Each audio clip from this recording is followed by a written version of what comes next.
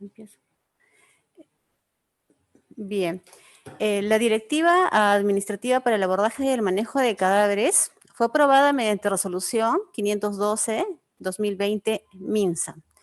Y se precisó desarrollar esta directiva en función ya a una existente, que es la Directiva para el Manejo de Cadáveres, pero de manera específica, de manera general, por fallecimientos por COVID, que es la que la dirección DIGESA, en este caso, lo promulgó y fue aprobado con resolución 100 del 2020 MINSA. Prácticamente es la base para poder abordar con los mismos protocolos, pero ahora en un contexto de poblaciones indígenas, ¿no? Entonces se precisó por qué tendríamos que abordar el manejo de cadáveres, ¿no? O el fallecimiento de pacientes por COVID en poblaciones indígenas, en poblaciones originarias, ¿no? Y básicamente se resaltó 4 aspectos importantes que justifican abordar, digamos, y explicar un poco más para que el personal de salud pueda contextualizar el manejo de cadáveres en estas poblaciones, debido a que debemos de proteger a las poblaciones indígenas de los factores contaminantes que, como ya es sabido, ocurre frente a la situación de pandemia que estamos viviendo, ¿no? Por infección por el COVID. Las poblaciones indígenas son altamente vulnerables, tanto biológico como socialmente, y requieren asimismo una protección especial, más aún aquellos que están de manera lejana y que constituyen poblaciones en contacto inicial, que básicamente no han tenido mucho acercamiento a poblaciones, digamos, entre comillas, civilizadas, por ende su capacidad inmunológica también responde de una manera limitada. En la actualidad, si bien el Ministerio de Cultura es el ente rector en temas de interculturalidad, de manejo de aspectos culturales en nuestro país, desde salud nos corresponde responder a todas las intervenciones en salud para proteger a nuestros pueblos indígenas, dándole especial atención. Y es por eso de que en el decreto legislativo mencionado ahí, del número 1489, en el artículo 5 específicamente, se establece que las líneas estratégicas de protección y atención a los pueblos indígenas están vinculados en este caso con la salud.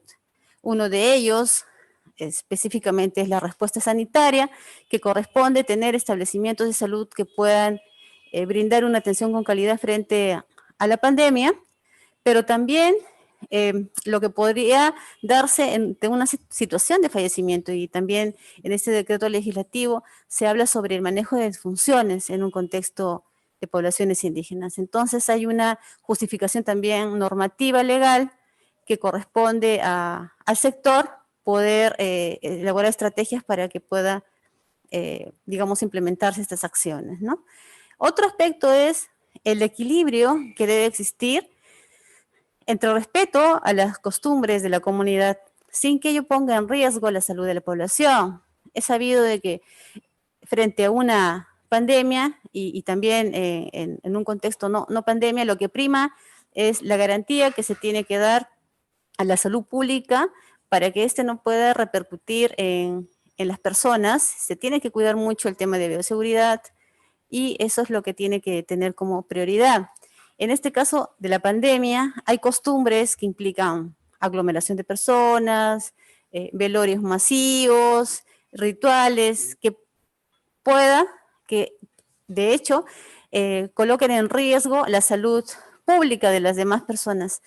Entonces, lo que se tiene que buscar también es un equilibrio, o sea, encontrar una intermediación, digamos, para que todo el bagaje cultural, ancestral, costumbrista de nuestras comunidades no generen un conflicto frente a cierto tipo de restricciones, ¿no? Y para ello implica un componente importante de lo que es una comunicación adecuada para que ellos puedan también recibir la información de las medidas de protección frente a este tema.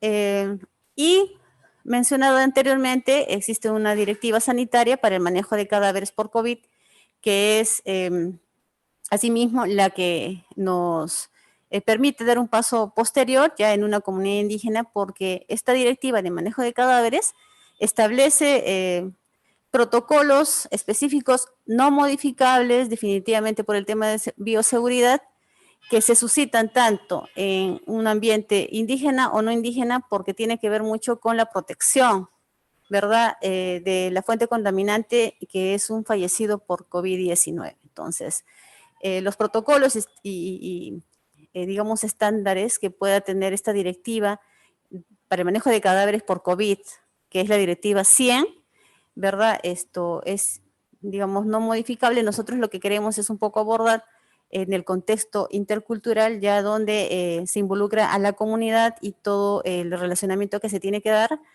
para garantizar la protección y evitar contaminación.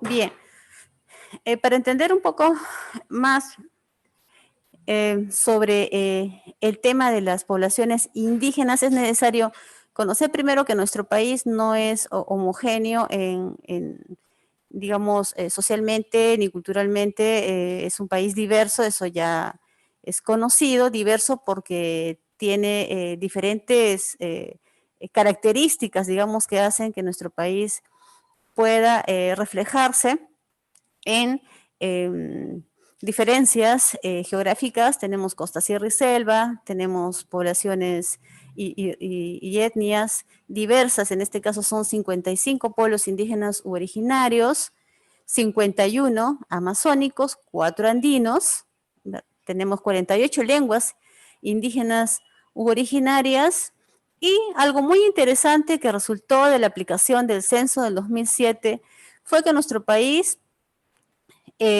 casi un 30% se considera que pertenece a alguna etnia o un grupo, digamos, cultural, tanto andino o amazónico, y también constituye ahí la población afroperuana, ¿no? Entonces, el censo arrojó casi 26, 27% de la población que fue esto, y bueno, y realmente algo más también, que fueron entrevistadas y siendo mayores de 12 años, ¿verdad? Esto, pues es necesario ahora, con mayor razón, considerar un tipo de atención que tenga el enfoque intercultural incorporado en todo momento, durante todo el proceso de la atención, ya sea intramural o extramural.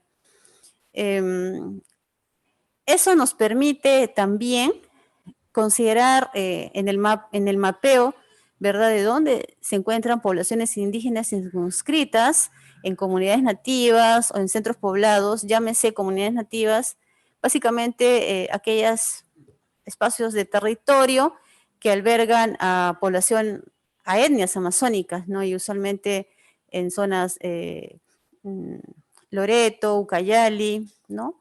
Etnias amazónicas que, si bien es cierto, constituyen cerca de un 1%, y las poblaciones andinas que están en algunos casos circunscritos en centros poblados, en comunidades campesinas constituye un 20% de nuestro país. Las poblaciones amazónicas merecen una principal atención, no por ser menos en mayor cantidad van a ser menos importantes, al contrario, se visualiza mucho que en la población amazónica las brechas e inequidades tienen como prioridad y merecen la atención con mayor énfasis, ¿sí?, comparado con la zona amazónica. Sin embargo, en estas dos regiones, Amazonía y Andina, las costumbres y tradiciones son fuertes, y eso, de hecho, también trae consigo mirar de diferente forma el abordaje de la salud, y considerar también su expectativa y su percepción que tienen sobre la salud o sobre determinado proceso de salud o enfermedad, y en este caso, muerte.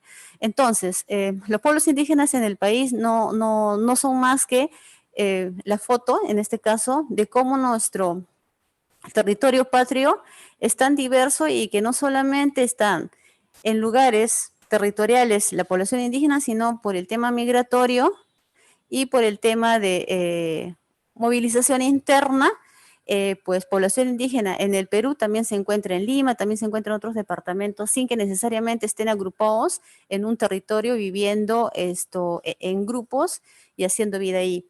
Y eso implica también de que establecimientos que no están ubicados en zonas indígenas se aborda el tema de la interculturalidad. Bien, pero en este caso, en lo que corresponde a la directiva, básicamente se enfoca al aspecto territorial porque es ahí donde se va a producir la muerte y es ahí donde también van a enterrar a las poblaciones, ¿no?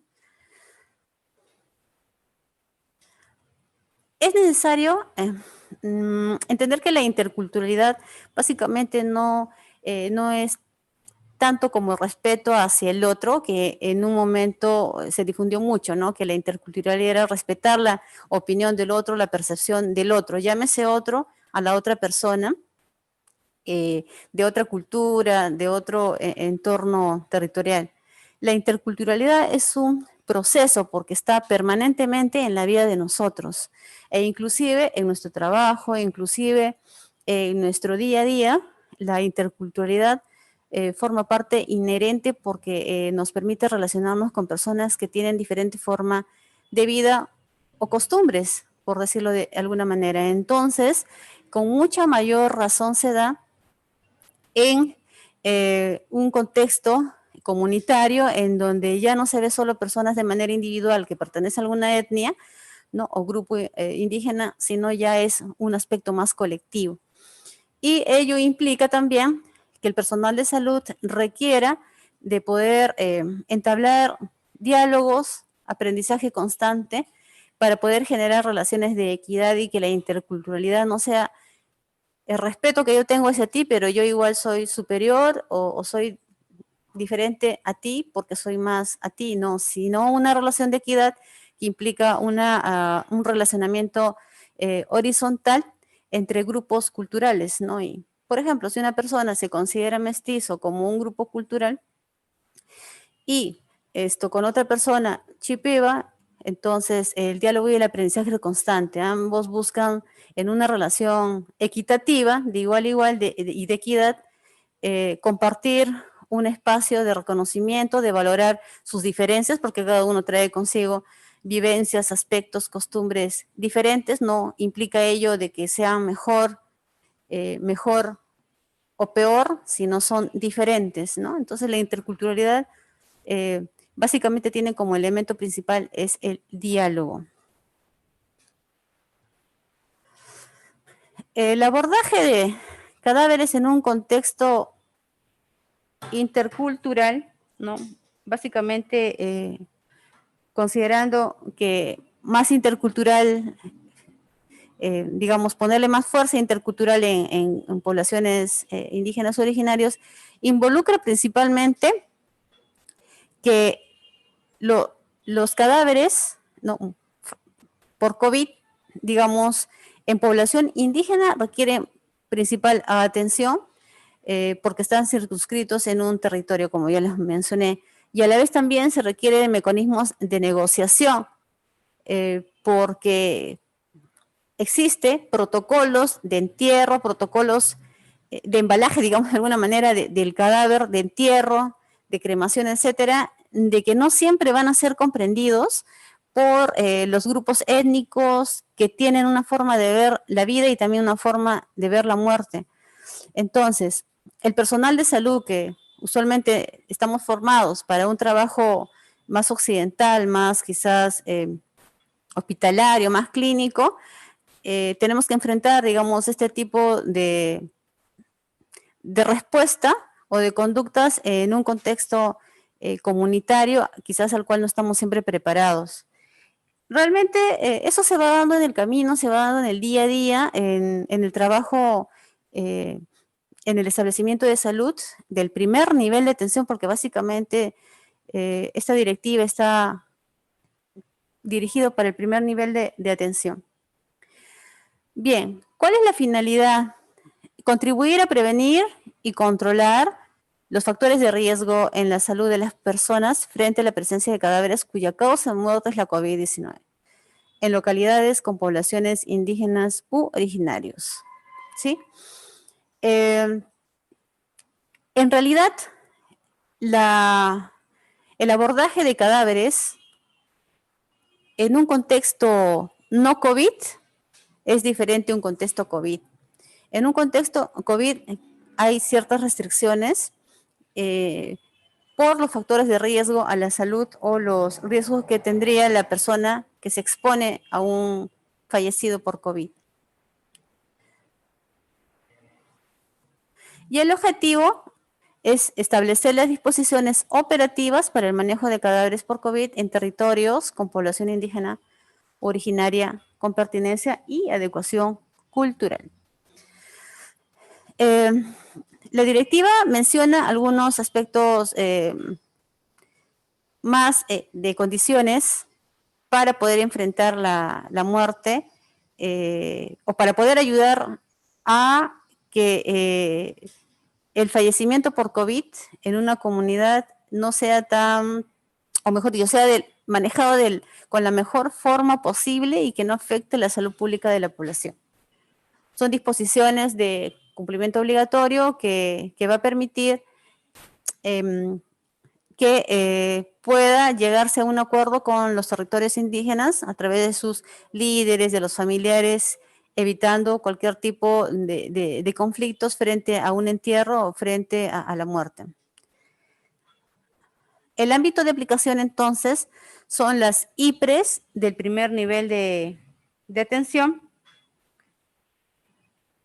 de las direzas que tengan en su ámbito población indígena u originaria, ¿no? Si bien es cierto, hay prioridades de aplicación, en este caso son aquellas regiones en todo sentido que tenga IPRES, que están atendiendo comunidades nativas, que están atendiendo comunidades campesinas, que cuenten con grupos étnicos en la zona y que son del nivel nacional, pero sí acá prioritariamente aquellos que tengan estas poblaciones bajo su ámbito. Como les mencioné, en el lado izquierdo está la resolución ministerial 100 del 2020 MINSA, que es la Directiva Sanitaria para el Manejo de Cadáveres por COVID. Esta directiva es específica, tiene ahí todos los protocolos de manejo del fallecido, desde que se produce el fallecimiento hasta que se produce el entierro, ¿no? En este caso sí es necesario que el personal de salud pueda previamente conocer esta directiva, pero más que nada, el personal que se dedica a la manipulación de los cadáveres, si es que la muerte se suscita en el establecimiento de salud o en todo caso en el domicilio según sea la situación, ¿no? No hay ninguna forma de poder exceptuarnos del manejo de cadáver porque la resolución 100 establece bien claro los procedimientos, ¿no? Y el otro decreto legislativo ya de mayor, digamos, alcance, pero también específico para las acciones de los pueblos indígenas en el marco de la declaratoria de emergencia por el COVID, en donde les mencioné que hay un punto específico que es sobre manejo de cadáveres. Entonces, estas dos normas justifican por qué tendríamos que analizar, contextualizar el manejo de cadáveres en un contexto indígena. En el lado derecho está más normativas, ¿no? Hablamos de pertenencia cultural, hablamos de directivas de registro de pertenencia étnica, porque en la actualidad ya se vio también de que si bien tenemos casos de pacientes fallecidos por COVID, el registro de información de fallecidos por COVID, pero en población indígena, aún está en camino de ser eficiente o de tener datos que nos faciliten mucho el manejo de información y de toma de decisiones. Ahí es donde todavía hay cierta falencia de poder codificar en nuestros sistemas de información haciendo uso de las variables o de los códigos por etnias, que en la mayoría de casos el documento, digamos, el formato, en este caso es el SGIS y también otros formatos de registro del sistema de salud. También existen otras directivas sanitarias de vigilancia epidemiológica, lineamientos que refuerzan el cuidado integral de la salud en el primer nivel de atención, y el documento también sobre la prevención, diagnóstico y tratamiento de personas afectadas por COVID y sus modificatorios. O sea, tenemos una base legal de índole netamente sanitario, ¿no?, del COVID en sí, y una base legal para poder abordar la salud en poblaciones indígenas. Entonces, frente a ello, también precisar dos definiciones que es contundente para poder analizar un poco más lo que viene más adelante, es la definición de pueblo indígena u originario, que son aquellas poblaciones que tienen su origen en tiempos anteriores al Estado, ¿sí? Conservan parte de sus instituciones distintivas y además su conciencia colectiva. Es sabido que un pueblo indígena pues está circunscrito en un territorio existido hace mucho tiempo, antes de la colonia, antes de formarse, digamos, desde la época de mucho atrás, antes de la llegada de los españoles. Poblaciones que han estado en el Perú son originarios de nuestra patria, andinos y amazónicos. En este caso, la población afro no está considerada como pueblo indígena originario, sino como población afroperuano. Tiene otra denominación, ¿no? Quizás si es que hubiera alguna duda. Y ya se sabe que estos pueblos indígenas, ¿dónde han sido localizados? No se sabe que, por ejemplo, la población quechua está en tales lugares, siempre ha existido, siempre han estado ahí. Por ejemplo, la población aymara igual, siempre ha estado circunscrito a un territorio, se le identifica, ellos tienen, la población aymara, conciencia colectiva, identidad y también costumbres que hacen diferente a otros pueblos. Y por otro lado, servicios públicos con pertenencia cultural, ¿sí? Este término es necesario enfatizarlo porque trae consigo que todos los servicios públicos, y en esta situación serían los servicios de salud, ¿no? Deben de incorporar el enfoque intercultural, es decir, deben de tomar en cuenta el contexto en el cual se vienen desarrollando sus actividades, ¿no? Un contexto cultural principalmente en donde se debe de conocer los movimientos y acciones que desarrolla la comunidad, los grupos de población que están en ese lugar, la cosmovisión que tiene para poder recién nosotros adecuarnos también a ellos en la medida de las necesidades que tiene la población y el establecimiento puede ofrecer su atención con calidad. Bien, la directiva tiene dos partes. Una primera que son las disposiciones generales y la otra las disposiciones específicas. Dentro de las disposiciones generales implica la muerte en contextos de centros poblados rurales dispersos con población indígena originaria, ¿no? Implica la concepción de la muerte. La concepción de la muerte para las comunidades va a ser diferente, ¿no? A la concepción que se tiene en una zona urbana, justamente por las tradiciones que se dan, ¿no? En algunas localidades a la muerte le dan una concepción mágico-religioso, en otros lados quizás le dan una concepción más religioso, en otros lados quizás le dan una concepción mucho más espiritual. Es diferente, ¿no? Que quizás el fallecido, su alma puede ir a un lugar o a otro. Eso se va a determinar qué tanto el personal de salud puede, digamos, conversar con la población y entender un poco, conocer un poco más cuál es la percepción que tiene de la muerte en esa comunidad. Porque de esa manera se aplica, ¿verdad? Cómo ellos tienen costumbres de enterrar a sus cadáveres, de velar a sus cadáveres, de poder hacer todos los procedimientos posterior a la vida, en este caso, ¿no? En un contexto COVID va a haber restricciones, obviamente, ¿no? Entonces, la muerte, en muchos casos, esto no puede ser muy, o sea, es diferente la percepción que se tiene el personal de salud con la población y puede que haya ahí cierto tipo de choque cultural en esos aspectos y que puede generar un poco de confrontación con la comunidad, ¿no? Entonces, el concepto de muerte implica un proceso psicobiológico complejo con connotaciones culturales y que trae, les repito, a luz las costumbres y tradiciones de los funerales. En este sentido, la postergación de los rituales, ¿verdad? Requiere una explicación inmediata por parte del personal de salud, priorizando la bioseguridad. ¿Sí? Entonces, en función de las costumbres que tienen sobre la base de la concepción de la muerte, van a tener consigo que estas costumbres sean contraproducentes con las disposiciones sanitarias para proteger la salud pública.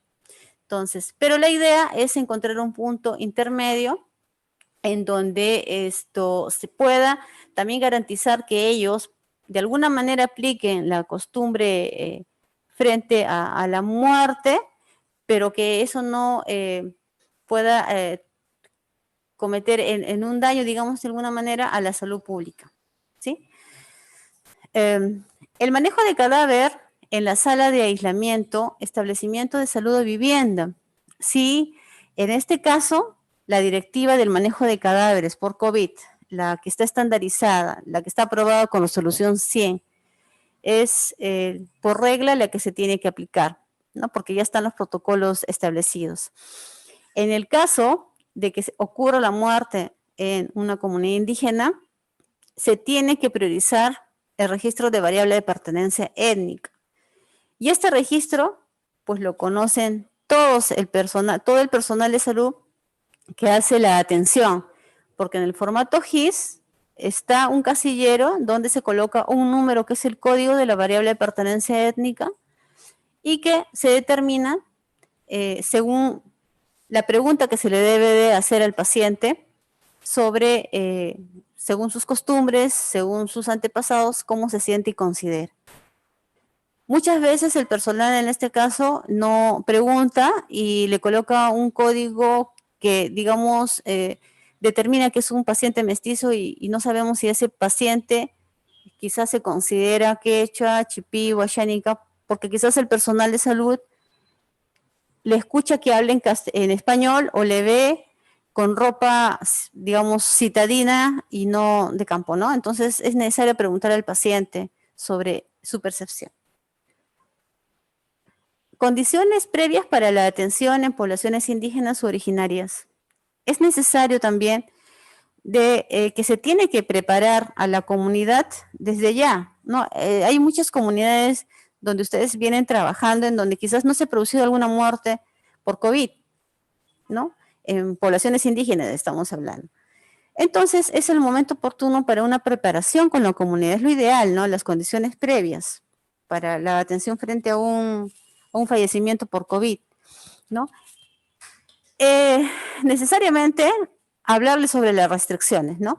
Que el cadáver por COVID es una fuente contaminante, lo que se quiere es evitar la propagación, digamos, de esta fuente contaminante y que pueda promover un contagio. Por eso es que es su entierro inmediato, ¿no? Eso está determinado en la resolución 100, que es la directiva de manejo de cadáveres, de términos generales, ¿no?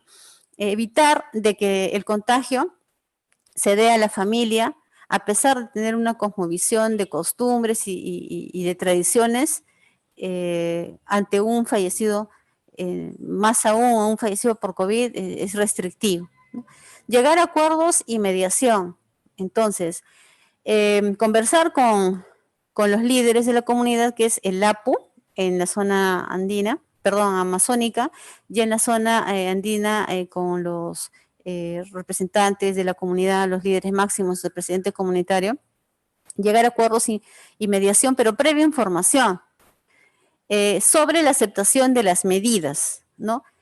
Sobre la rigurosidad de las medidas de bioseguridad, tanto en la vivienda, si es que fallece la persona por COVID, o en la comunidad ya cuando se le va a proceder al entierro, ¿no? En caso, digamos, para estas explicaciones, para este entendimiento, para esta mediación, en caso estemos en un lugar donde es una comunidad nativa y hable otra lengua, necesitamos apoyo de alguien que pueda interpretar, servirnos de intérprete, porque sí tenemos que garantizar que haya un buen entendimiento y que se haya recibido la información de manera correcta. Disposiciones específicas. La coordinación con la comunidad es un aspecto muy importante para poder trabajar en temas de comunicación utilizando estrategias de comunicación intercultural. La comunicación en las comunidades se puede dar de manera directa o de manera indirecta. De manera directa, en este caso, yendo a la comunidad, conversando con las familias, claro, con las medidas de protección que corresponde, conversando con los líderes también de manera indirecta, con líderes, con agentes comunitarios de la salud, ¿sí? La coordinación con la comunidad implica que los líderes de la comunidad estén informados sobre las medidas de bioseguridad frente a un fallecimiento y las medidas que se tienen que tomar cuando quieran, digamos, proceder al entierro, ¿sí? Asimismo, por el tema de información, sí se requiere de que pueda haber un registro de personas fallecidas en esa comunidad, que obviamente tiene que coincidir con las que se registran en nuestros sistemas formales de salud, ¿no? Un registro de personas fallecidas que lo puede, digamos, lo puede llevar en el conteo el mismo líder de la comunidad o un agente comunitario, pero sí es necesario conocer esta información para poder luego hacer el seguimiento también de las familias, ya que esto pueda, de que por más que se les diga que tienen que proceder a un entierro de una manera determinada con los protocolos que corresponden, puede que no lo haga en caso se suscite otro fallecimiento en esa familia o en esa comunidad.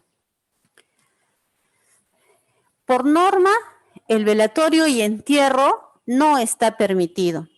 El velatorio no está permitido. El entierro, con ciertas restricciones. Se tiene que explicar los motivos epidemiológicos por lo que no hay velatorio. Quizás aquí va a ser un punto, digamos que va a las comunidades, según sus costumbres, nos pueden decir, pero ¿por qué no está permitido?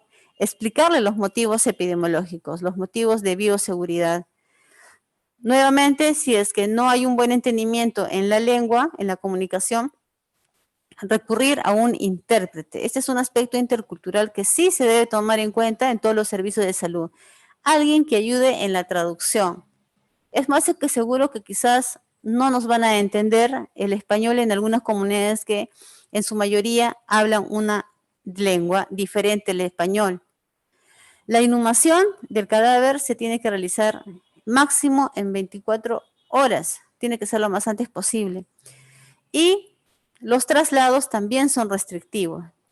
No se puede trasladar de un lugar, desde el lugar de fallecimiento a otro. Puede haber ciertas excepciones que lo vamos a ver más adelante. Y si el entierro se da en la comunidad, tiene que estar alejado de las viviendas. No más de 5 personas en el entierro.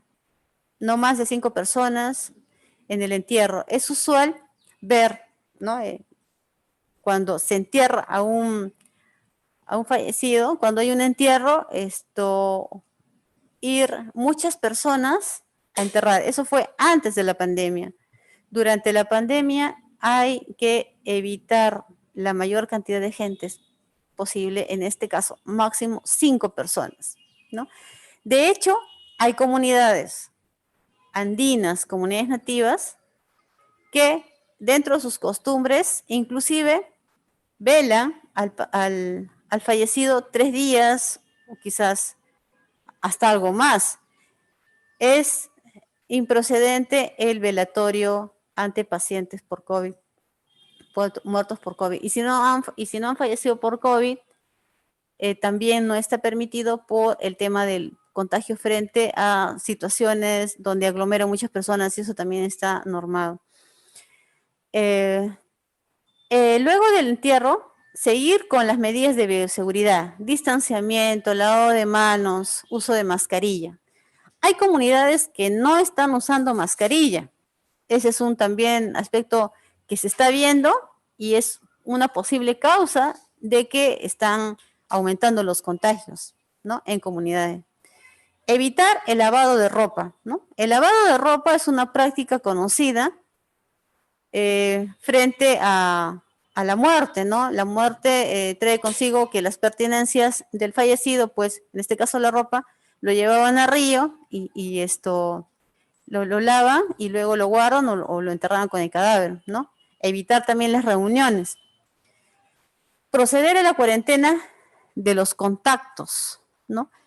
Educación y comunicación permanente para poder lograr un buen entendimiento y darle una mejor y una adecuada explicación de por qué se tiene que tomar estas medidas restrictivas. Quizás para algunas comunidades le puede parecer muy tajante, pero en realidad es para proteger la salud de ellos mismos, ¿no?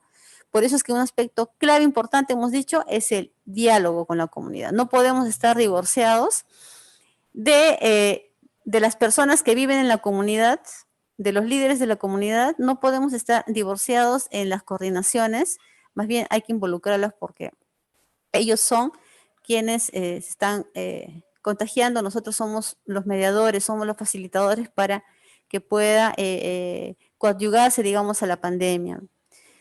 Si es que el cadáver, ¿verdad?, se espera trasladar de un centro poblado, de una comunidad a otra, en términos generales no hay mucha restricción, no se puede trasladar un cadáver por COVID a otra comunidad. No se puede, eso es lo que dice la resolución es 100, ¿sí? Se tiene que explicar de manera asertiva que no se puede. Digamos, el paciente falleció en una comunidad, pero la familia estaba en otra comunidad y quiere que se entierre en esta última. Esto no se puede, pero salvo algunas excepciones, ¿no? Por el tema cultural, podría darse el caso, ¿no? El personal de salud debe de, digamos, evitar que eso suceda, pero si realmente se requiere el traslado, se puede hacer, pero explicándole de manera asertiva, ¿no? Las consecuencias que pueda darse y esto, en el caso de que no se traslade el apoyo psicológico al familiar porque prácticamente el cadáver va a estar en otro lugar y puede que quizás diga, bueno, ya está bien, no lo traslado, ya no traslado, pero quizás necesito un apoyo emocional porque el cadáver va a estar en un lugar diferente, digamos, de la familia, ¿no? Sostenibilidad. La difusión permanente de las medidas de prevención y control de la COVID-19 implica también un diálogo y vigilancia comunal. Esto es constante, no es que, digamos, ya hubo un fallecido en la comunidad y quedó ahí y esperar hasta que haya otro fallecido y volver a proceder desde el inicio. No, esto es también un proceso del manejo del fallecido por COVID en las comunidades nativas, en donde, digamos, en la comunidad X aún no hay un fallecido, proceder con las condiciones previas que hemos conversado, ¿no? En la coordinación que se tiene que dar con los líderes de la comunidad para explicarles sobre las medidas de bioseguridad y las restricciones. Uno, no hay velorio, no hay velatorio. Y dos, los entierros, no más de 5 personas, a un distanciamiento de 2 metros, uso de mascarillas. Es probable que ellos no puedan entender mucho, pero ahí viene el tema de ir preparándoles ya a la comunidad sobre estos cambios que, digamos, se da frente a la muerte por COVID en población indígena. Entonces, eso sí implica un trabajo de mucha asertividad, de mucha empatía con la comunidad, que en realidad no es fácil, porque puede hacer que algunos miembros de la comunidad pueden exacerbarse, pueden decir, no, yo hago lo que quizás crea lo mejor conveniente. Bueno, se tendría que recurrir a otras instancias para poner en conocimiento sobre esa situación y evitar tal vez responsabilidades, ¿no? Por eso es muy importante explicarles, ¿no? Si es que no hay muerte ahorita en la comunidad todavía, es un buen momento para poder explicarles lo que se tendría que hacer frente a la muerte por COVID, si es que hay un fallecido, ¿no? Y si es que, digamos, ya hay fallecidos en la comunidad, entonces se tiene que retomar este punto, retomar y seguir coordinando con la comunidad en las sucesivas muertes, que bueno, ojalá que no se dé tantas, pero digamos ante una situación de fallecimiento en comunidades que ya tienen casos de muertes por COVID, ¿verdad? Con mayor razón también evitar la propagación digamos, del virus, ¿no? Ya sea porque las reuniones permiten, ¿no? Que ante una persona, como todos ya saben, que tenga COVID, pueda estar transmitiendo el virus es que no se considera las medidas de protección. El reporte de pertenencia étnica, como les mencioné, implica considerar los códigos de pertenencia étnica, ¿no?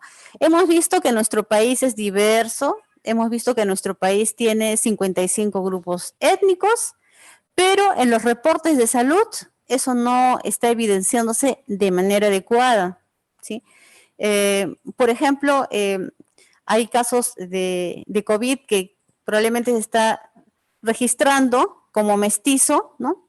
Pacientes que tienen COVID no se está registrando por su etnia. Entonces estamos invisibilizando un problema y eso no queremos que quizás la información que se tiene ahora no sea fidedigna, ¿no? Y básicamente es por una falta de registro adecuado, ¿verdad? Entonces, aquí sí es necesario de que el personal de salud pues aplique la directiva de registro de pertenencia étnica en todos los formatos que puedan haber, ¿no?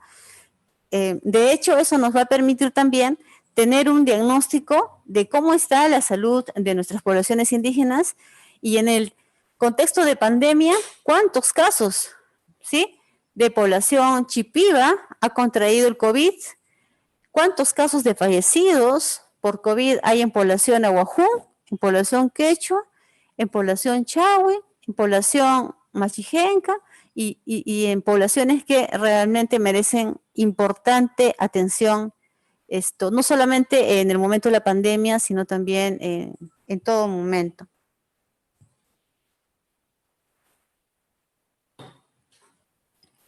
Algunas consideraciones, ¿sí? Punto número 1 es el significado de la muerte en poblaciones indígenas y considerando sus tradiciones culturales. El personal de salud del primer nivel de atención y que trabaja en comunidades, de por sí, si es que no ha tenido una capacitación previa en interculturalidad, en salud intercultural o en pertenencia cultural o en trabajo con comunidades nativas, lo va adquiriendo mediante la experiencia, ¿verdad? Todas esas habilidades que en muchos casos le está permitiendo, ¿sí?, lograr una atención con calidad hacia las poblaciones indígenas, ¿no? El significado de la muerte forma parte de un entendimiento que sí puede traer consigo quizás una afectación a la salud pública. Entonces, es necesario que el personal de salud pueda conocer qué tanto para ellos es importante la muerte, cuál es su costumbre que tienen de los entierros, para más o menos ir ya conversando con el líder de la comunidad y explicarles de manera detallada lo que se tiene que hacer frente al fallecimiento por COVID en plena pandemia, ¿sí? Otro punto importante es la coordinación y comunicación con los líderes de la comunidad y con la comunidad propiamente dicho. Si es que se tiene contacto con casos de COVID, también ustedes saben de que, digamos, mayor cantidad de personas, digamos, tienen COVID, hay algunos que fallecen, pero mientras haya, por decir, pacientes con COVID, ir ya explicándoles las medidas de protección del resto de las personas, ir preparando, insistiendo mucho con medidas educativas y con medidas de protección también, ¿no? Para que no podamos tener más casos de COVID y que eso implica también mayor cantidad de fallecidos por las posibilidades que pueda darse, ¿no? Entonces, un punto clave, líderes de la comunidad. Probablemente el personal de salud de estas comunidades trabajan de manera aislada, ¿no? Son muy buenos, obviamente, todos los que trabajan en comunidades son muy buenos profesionales, muy buenos técnicos, pero es necesario un valor agregado del relacionamiento, que implique relacionamiento con la comunidad, ya sea a través, de manera directa, con las mismas familias, fuera de una atención en el establecimiento, que estamos hablando de ya actividades comunitarias, conocidos usualmente como extramurales, y también los interlocutores con la comunidad, que son los agentes comunitarios y los líderes, ¿no? Y los líderes son quienes ahí toman decisiones y van a ayudar mucho a frenar los casos de COVID, por un lado, y por otro lado, la aplicación de medidas frente a un fallecimiento por COVID y al manejo de cadáveres, ¿sí? Otro, aplicar las disposiciones para el manejo de cadáveres por COVID y el registro de la variable de pertenencia étnica. Implica entonces no perder de vista la desinfección, no perder de vista, digamos, la protección del cadáver, ¿no? El entierro del cadáver, no perder de vista eso, es por un lado, eso lo dice la directiva de los protocolos de manejo de cadáver, ¿no? La desinfección y todo, ¿no? En este caso, en la directiva, en un contexto de pueblos indígenas, sí es necesario hacer hincapié en que ese cadáver, que ese fallecido, esté registrado según la etnia que le corresponde, ¿sí? ¿Por qué? Porque por un lado, esto como, bueno, quienes trabajan en comunidades nativas saben de que ellos tienen, nuestros hermanos indígenas tienen quienes lo representen. Y muchas veces nos da la sorpresa, vienen al MINSA con la información sobre cierta cantidad de fallecidos por COVID, ¿no? Y que eso no siempre cuadra con lo que está registrado en nuestros sistemas de salud, en nuestros registros, ¿no? De salud. Entonces la idea es ir encajando, no en la información que sea más coherente, digamos, y tener una información que concuerda, ¿sí? Entonces, eso por un lado. Luego, explicar de manera asertiva los riesgos que implica el traslado y brindar apoyo psicológico. Es decir, no debería de trasladarse un cadáver de uno y enterrar, que fallece en un lugar y se espera enterrar en otro lugar. No, no está permitido, ¿sí? De hecho, esto puede haber ciertas discrepancias, explicarle bien, pero si por A o por B, ¿no? Quienes trabajan en comunidad, hay mucha resistencia por parte de la población indígena, entonces ven un mecanismo que implique no correr en riesgo a la población en caso se traslade. Puede haber algunas excepciones, ¿no? Y eso también es importante que lo aclare ahora, porque si bien la directiva aborda de manera general las disposiciones que se tienen que cumplir, digamos, ya in situ pueda que existan cierto tipo de situaciones que quizás su valoración y quizás su resolución, ¿verdad? O la forma como se va a proceder no está escrito en la directiva, ni en ningún sitio. Y ahí sí implica mucho el tema de acuerdos, siempre por encima velar por la protección de la salud pública y la bioseguridad, y puede haber cierto tipo de situaciones que se manejen de alguna manera más cultural, más intercultural, sin generar ello conflicto. Pero en este caso, si se traslada al paciente bajo ciertas condiciones muy rigurosas de bioseguridad, y si no se traslada y bueno, implica eso, digamos, un dolor de tener a su familiar enterrado en otro sitio, el apoyo emocional que se tiene que brindar a esa familia. Luego, la relación horizontal, sin discriminación, con un diálogo permanente. En salud no podemos dejar de lado a la comunidad y más aún en el primer nivel de atención, como ya les mencioné, ¿no? Entonces, consideremos como una parte importante el diálogo, un aspecto muy importante, el diálogo permanente para lograr, digamos, todo lo que estamos conversando en esta reunión, pero también para lograr mucho más salud a la población en otras estrategias que se estuvieran dando, ¿no? Y la importancia en este caso de un mediador o intérprete en caso el personal de salud no domine, digamos, la lengua local, ¿sí? Porque es muy importante la transmisión del mensaje, es muy importante que quede explicado de manera tal de que se pueda entender por la comunidad la importancia de la bioseguridad en el manejo de pacientes fallecidos por COVID y el distanciamiento, máximo 5 personas en los entierros, que está prohibido el velatorio, ¿verdad?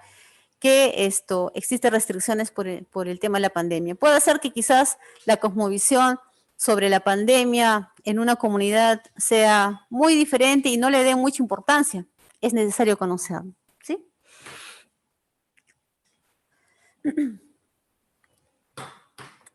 ¿Cuáles son los próximos pasos?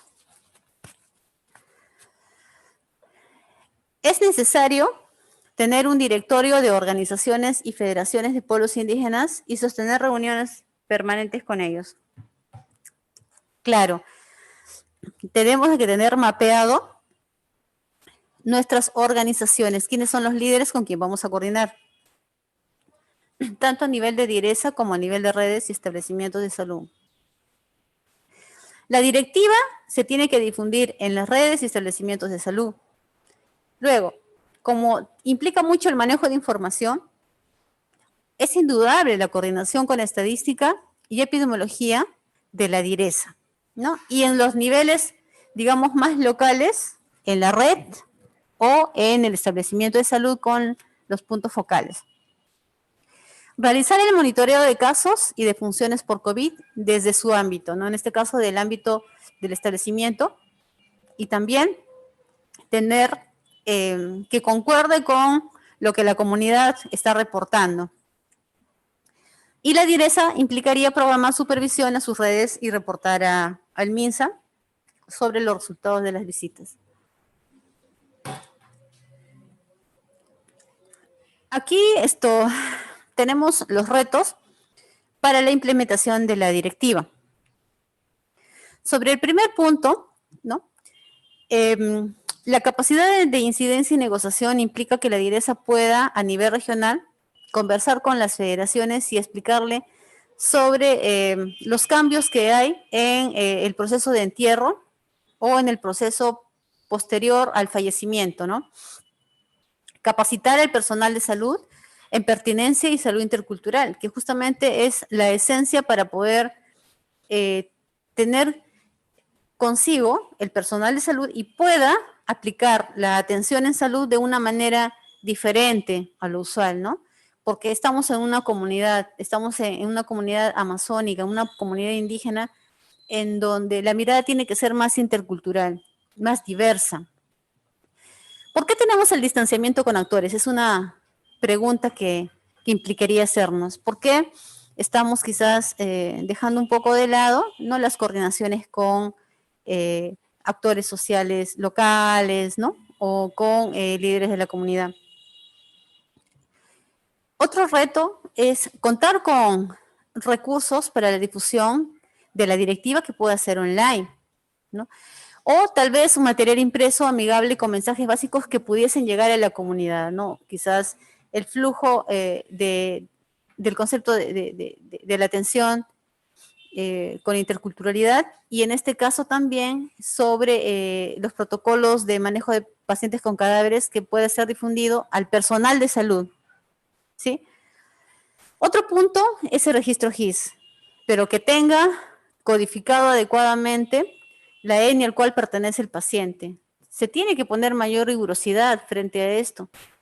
¿Por qué no se está codificando la información? ¿Es por falta de tiempo o es por falta de información, ¿no? Entonces necesitamos evidenciar los casos de COVID en población indígena, los casos de muertes en población indígena, pero que sean reales. Otro punto es que las redes tendrían que reportar oportunamente qué es lo que puede impedir, ¿no? O sea, en realidad la población indígena que hay a nivel de establecimientos de salud en esas localidades no es mucho, pero igual se tiene que reportar oportunamente y de manera periódica. ¿Qué es lo que está impidiendo, no? Quizás por ahí hay ciertas cosas que nosotros desconocemos y pudiéramos saber, ¿no? El uso de la tecnología en caso que no puedan desplazarse.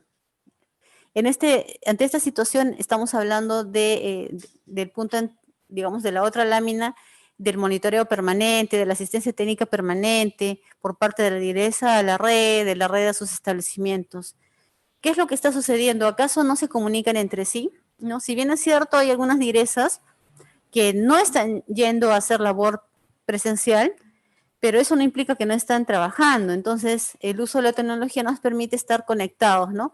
Y valgan verdades, establecimientos que están en población indígena, que usualmente están localizados ya en la Amazonía, y bueno, en algunos en la zona andina, sí existe la tecnología para poder ayudarnos y comunicarnos de manera permanente. Bien, esto sería con grandes generalidades, la explicación básicamente sobre la esencia que tiene la directiva administrativa para el manejo o para el abordaje de cadáveres en población indígena. Muchísimas gracias y felicitaciones, licenciada Ofelia Alencastre Mamani, especialista de la Dirección de Pueblos Indígenas Originarios de la Dirección General de Intervenciones Estratégicas en Salud Pública del Ministerio de Salud, por esta excelente presentación sobre la directiva sanitaria para el abordaje del manejo de cadáveres a causa de la COVID-19 en localidades con población indígena u originaria. Bien, a continuación vamos a pasar a las preguntas que tenemos tanto en la plataforma de YouTube como de Zoom. Nos habían preguntado así, nos habían comentado: las poblaciones indígenas dispersas van en contra de sus creencias y costumbres, y el personal de salud no pueden hacer nada ante ello. Nos dicen entonces, con respecto a la resistencia de los líderes, ¿cómo podríamos trabajar para disminuir esa resistencia? Sí, en efecto, justo comentábamos durante la exposición que es el riesgo que nosotros vamos a tener de encontrar como respuesta esa resistencia, de no querer, digamos, entre comillas, entender que hay restricciones frente al fallecimiento por COVID, hay restricciones que muchas veces ellos puedan sentir que están en contra de sus costumbres, pero es necesario evaluar la situación en el momento. Ello implica quizás hacer un trabajo previo de poder articular y conversar con la comunidad sobre este tema. Probablemente cuando no existe un trabajo comunitario dialogante, de negociación o de acercamiento a la comunidad, la desconfianza va a ser un factor importante que va a tener como consecuencia negaciones de todo tipo frente a diversos procedimientos que pueda, digamos, el establecimiento proponer. Y esto es un claro ejemplo. Entonces, frente a una situación de negativa, de hacer caso a los protocolos, sí es necesario, en principio, establecer un diálogo intercultural, ¿no? El buen entendimiento. Puede ser que es difícil, puede ser que quizás en las comunidades no puedan entender, pero es lo primero, ¿sí? Conversar con ellos y explicarles, pero de una manera asertiva. Muchas veces, cuando trabajamos en comunidad, a veces no logramos explicarles de manera detallada, porque quizás no somos pedagogos o no tenemos esas habilidades tan de práctica porque por X circunstancia, y eso implica un reto también para el personal de salud, manejar ese tipo de situaciones y tener esas habilidades de poder, con mucha paciencia, con mucho entendimiento, sin discriminación, porque básicamente el tema de discriminación es lo que se quejan a veces, ¿no?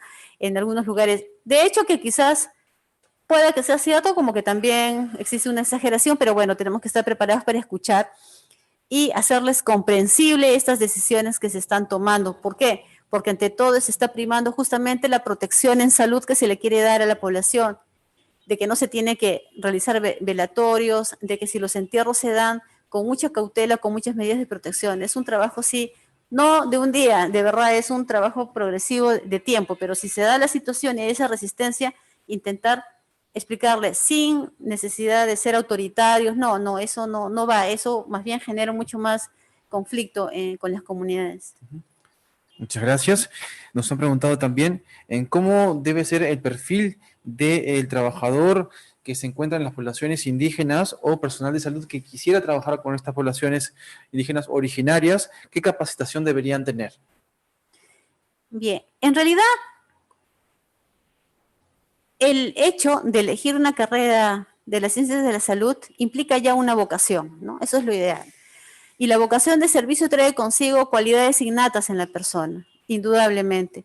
Sin embargo, para poder trabajar en comunidades nativas, si bien lo puede hacer cualquier personal de salud, es necesario reforzar básicamente habilidades blandas, habilidades comunicacionales y habilidades de relacionamiento, que eso sí se va dando en el camino con la práctica.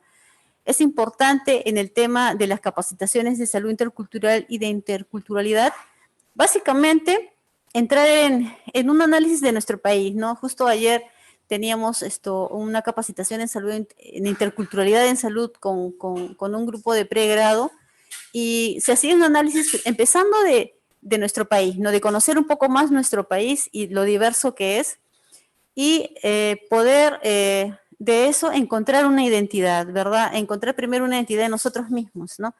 Mucha asertividad, mucha empatía con las personas a quienes vamos a atender.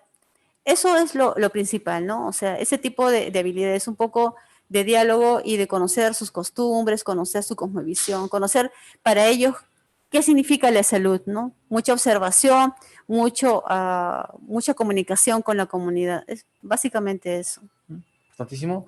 Otra duda que tenían, nos preguntaban, en el caso de que se estuviesen realizando, por ejemplo, manejo de cadáveres donde no hay buen manejo de protocolos de bioseguridad y puede estar en riesgo otra población o otros pacientes, ¿cuál sería el apoyo para el personal de salud? ¿En dónde podrían apoyarse este personal de salud que está trabajando allá? Sí, de hecho, el manejo de cadáveres lo hace, bueno, hay un área especializada en este caso, un personal que se encarga del manejo de cadáveres en sí. Y si en algún caso hay resistencia en el manejo de cadáveres propiamente dicho, eso sí tendría que ponerse en evidencia quizás a las autoridades, básicamente, a las autoridades de esa comunidad y también a autoridades que puedan haber en la zona a fin de deslindar responsabilidades. Importantísimo, licenciada Ofelia Alencastre Mamani. Bien, nos habían preguntado también así, nos dicen desde el Zoom, nos dicen en una consulta, ¿cómo se ha considerado el ingreso de los casos de miembros de las comunidades que no tengan DNI en el sistema SINADEF?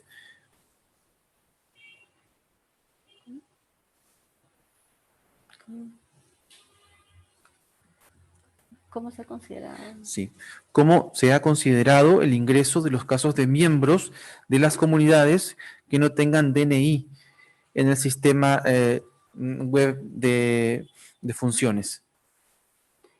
Lo ideal es que todos tengamos DNI. Se tiene entendido de que ninguna persona puede dejar de ser atendida por el hecho de no tener DNI. Por ese lado, en todo caso, si no tiene DNI y estamos hablando de un reconocimiento de un fallecido NN, ¿cierto? Entonces, sí, acá tendría que también actuar la autoridad o comunicarse al Ministerio, digamos, a la DIRES o al Ministerio Público, según sea el caso. No sé si esa es la pregunta, si es que no entendí mal la pregunta que estabas haciendo, ¿no? Bien. Sí. Bien, seguimos entonces.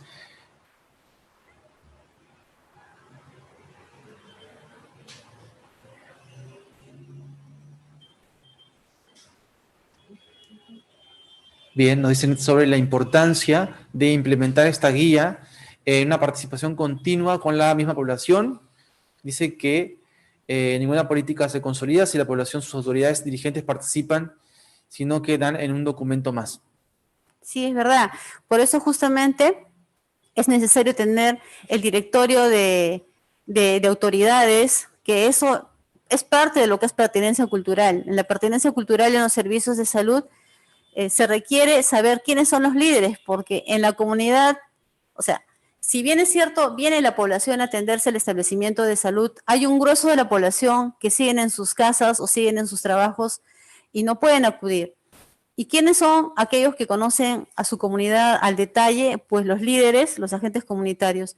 En este caso, esta información de cómo tiene que ser el manejo de cadáveres, cómo la comunidad tiene que adoptar, en todo caso, ¿cierto?, una conducta colectiva frente al fallecimiento, esto es necesario difundirlo. Sí, es verdad, es necesario, digamos, también promover que frente a un fallecimiento se tiene que evitar cierto tipo de situaciones. Eso sí, es verdad, se tiene que transmitir esta información a la comunidad porque la situación de la pandemia lo lo amerita. Además, también porque es verdad de que dentro de lo que es la concepción de la muerte no solamente es para la familia, o sea, la muerte claro, el fallecimiento no solamente implica un dolor en la familia o forma parte solo de un contexto familiar, sino también de un contexto comunitario, ¿verdad? O sea, es la muerte de alguien en una zona, es la muerte también de alguien de la comunidad y también, muy aparte de que es la muerte de un miembro de una familia, también es la muerte de alguien de la comunidad, ¿no? Entonces, por eso es donde puede surgir que la comunidad en su conjunto tenga cierta resistencia y eso implica justamente conocer la cosmovisión sobre la muerte, sobre la dinámica de la defunción, de los procesos que siguen a la muerte en una comunidad.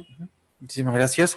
El licenciado Ofelia Alencastre Mamani, especialista de la Dirección de Pueblos Indígenas u Originarios del Ministerio de Salud, nos han pedido si hay algún número de contacto o correo electrónico. Sí, claro, el correo institucional se le puede dejar a nivel eso del mensaje, ¿no? Lo podemos escribir.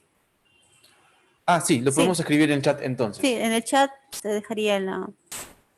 De todos modos, si es que hubiera cualquier consulta o duda, se comunican con el teléfono de la central del ministerio, que es el 315-6600, pidiendo el anexo de la Dirección de Pueblos Indígenas Originarios y de esa manera se le puede hacer el contacto ante cualquier duda e inquietud, ¿no? El teléfono, llamen nomás al Ministerio de Salud y piden que se comuniquen con la Dirección de Pueblos Indígenas y, bueno, de ahí ya estableceremos también, digamos, toda la información que quieren, ¿no? Pero igual, se va a dejar al interno, en el chat, otro celular y algún otro correo para que directamente se puedan comunicar. Sí. Ya, bien.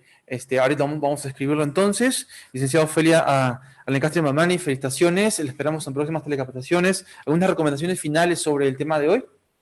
Sí, simplemente de que la normatividad desde el MINSA corresponde, el diseño y la implementación corresponden en los niveles subnacionales. De hecho, hay ciertas excepciones que puedan darse a nivel muy local y eso sí tendría que, ante cualquier consulta o situación que pudiesen tener, sí comunicarse con nosotros, bueno, primero con la direza, ¿no? Y bueno, en su posibilidad también con nosotros, para poder establecer ciertos mecanismos que permitan solucionar algún tipo de situación que no puedan manejarlo adecuadamente en su zona. Pero al interno, en coordinación con su direza, ¿sí?, puedan desarrollar cierto tipo de manejo ante situaciones no escritas en la directiva, ¿no? Entonces, yo creo que por ese lado ninguna norma es totalmente estricta, más aún en el tema de poblaciones indígenas. En lo posible, hacer cumplir hasta donde más se pueda, pero si hubiera alguna situación que pueda estar ahí generando cierta resistencia como pueda darse en el camino, sí comunicarse con la direza.